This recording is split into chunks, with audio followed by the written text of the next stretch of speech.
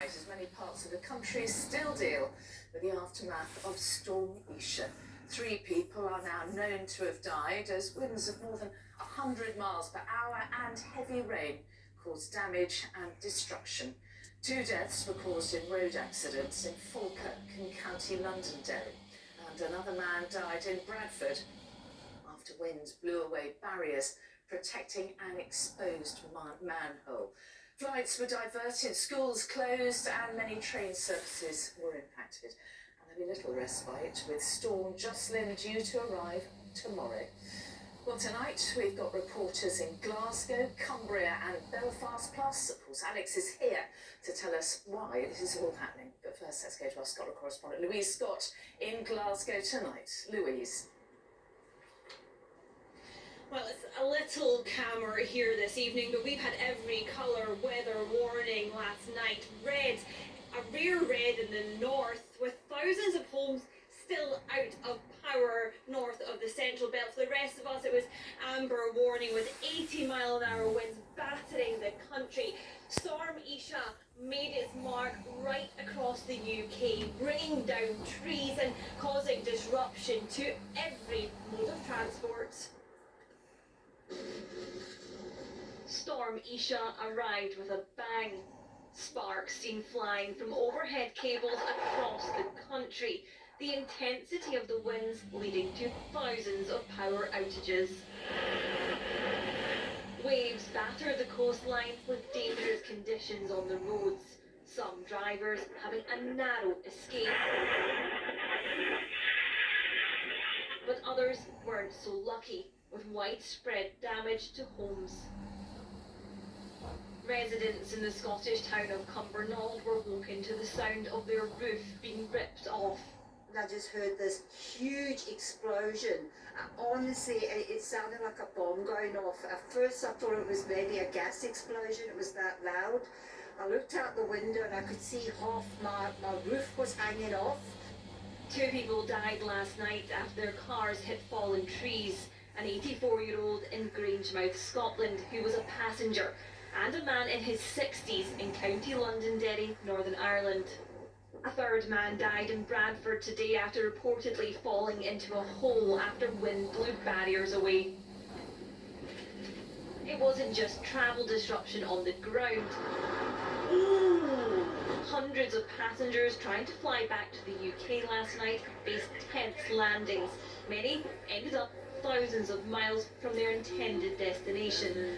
This flight took off from Tenerife, heading to Edinburgh. But after an aborted landing, they instead went to Cologne in Germany. Thanks again for your patience today. I know it's been a very difficult day. The plane really started to shake and it got quite scary. And just I thought we were still going to land, but the plane went back up.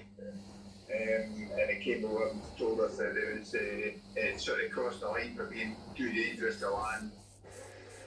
Scotland's train network was completely shut this morning, leading to huge queues outside Glasgow Central Station as the lines were assessed. Alongside the high winds has been heavy rain. Sirens in Cumbria's Appleby last night signalled impending floods, but even that warning wasn't enough to stop the waters taking over. Not the greatest. It's going to take a few days to get us cleared out and up and running again.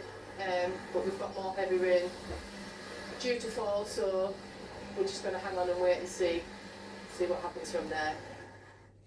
This is now the 9th named storm since September that's brought disruption and destruction to the UK.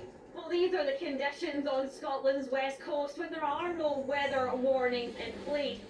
Overnight, it is likely to be much calmer, but tomorrow a new storm arrives. Many are bracing themselves for more high winds and heavy rain. Scotland's train network has announced it will shut from 7 p.m. tomorrow in anticipation of Storm Jocelyn. More high winds and heavy rain on an already saturated and wind-beaten country is cause for concern. Louise Scott, ITV News. Let's get the latest now from Amy Welsh, who's in Solby in Cumbria, and Jordan Motes, who's in Belfast, where thousands are still without power tonight. Well, let's go to you first of all, Amy. What's the latest where you are? Well, it is very dark here in Sulby, in the heart of Cumbria. People lost half power here at around 7:30 last night, and while some homes have been reconnected, many in the surrounding villages are still without power, and that is why emergency food vans like the one behind me have been sent out by Electricity North West to as many remote areas as possible. There's been a steady stream of people here for the past hour, just grateful for a hot drink or some hot food. One woman had a 4-week-old baby with her. Another told me that her mum is terminally ill at home. So this situation is far from ideal. And at the peak of the storm last night, 50,000 homes across the northwest of England were without power. That figure is now down to 6,000. But Electricity North West say they can't send their staff climbing up power poles in these strong winds. It's simply not safe, and that is what's slowing everything down. They're hoping to have people reconnected by tomorrow, by Wednesday at the latest, but that is still a long time to wait. Well, look, Northern Ireland is really feeling the back end of this storm right now. It was about this time last night, whenever the winds began to pick up, those gusts peaked at around 80 miles per hour. This morning, the destruction was obvious on the road network. Even the main motorway network was affected by fallen trees. At one stage, around 1,000 trees have been reported as fallen and blocking those roads. And the efforts, that it has to be pointed out, to clear the roads have been hampered somewhat by ongoing industrial action by road service workers, with the response being slow and private contractors having to be brought in to help clear those roads. At one point last night, around 50,000 homes were without electricity. Workers have been working throughout the day to restore power to homes right across Northern Ireland. This evening, that figure stands at around 15,000 homes, and work will continue right through the night until they're all back online, with those figures expected to fluctuate. And as Louise said earlier on, a man in his 60s has also died in a car collision with a tree last night at the peak of this storm. Okay, Jordan Motes in Belfast and Amy Rush in Cumbria. Thank you both. And Alex is here now. Alex, this is the 9th major storm since September. It doesn't feel normal. Is this now normal? Well, we've certainly seen quite a lot of storms, Mary, in quite quick succession. And climate scientists for some time now have been predicting milder, wetter and stormier winters as a result of climate change. So what we're currently seeing now does fit in with those predictions. However, equally, this could be one bad year within a decade. Now, Storm Isha saw a red warning and gusts in excess of 90 miles per hour. And as we just saw, more travel chaos and disruption across a large